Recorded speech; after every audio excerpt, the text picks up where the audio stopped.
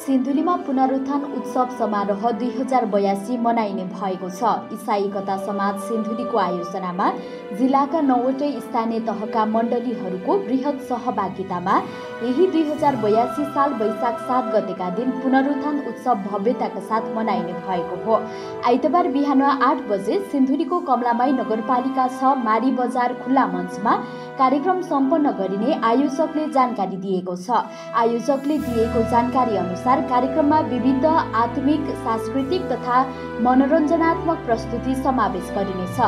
विशेष गरी बजार परिक्रमा र्याली, स्तुति प्रशंसा र आराधना सेवा, अभिषिक्त वक्ता मार्फत शक्तिशाली बाइबल प्रवचन सेवा, साहित्यिक तथा आशिषित कार्यक्रमहरू, सांगीतिक प्रस्तुति, सामूहिक प्रार्थनाका साथै राष्ट्रको लागि प्रार्थना सेवा लगायतका कार्यक्रमहरू यस उत्सवका मुख्य आकर्षकको रूपमा रहनेछ। कार्यक्रममा पास्टर डम्बर आलेद्वारा पवित्र धर्मशास्त्र बाइबल प्रवचन हुनेछ भने स्तुति प्रशंसा तथा आराधना सेवा इसाई जवान संगति CYF सिन्धुलीले अगुवाई गर्नेछ।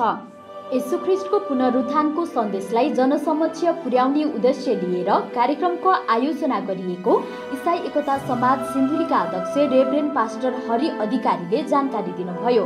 उहाँले यस कार्यक्रम मार्फत इसाई समुदायमा थप एकता, प्रभुप्रतिको विश्वास, सद्भाव, प्रेम, आशा र जिल्लामा भएका सम्पूर्ण मण्डलीहरूसँग सुमधुर सम्बन्ध स्थापित हुने विश्वास व्यक्त गर्नुभयो।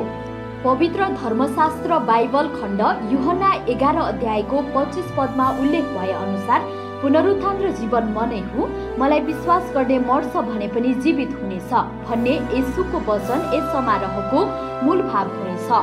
इसाई एकता समाजले जिल्लामा रहेको सम्पूर्ण मण्डली परिवार लगायत अन्यन्त्र स्थानहरूबाट समेत इच्छुक व्यक्तित्वहरूलाई कार्यक्रममा सहभागी भई आत्मिक आशीर्वाद प्राप्त गर्न विशेष आह्वान गरेको छ।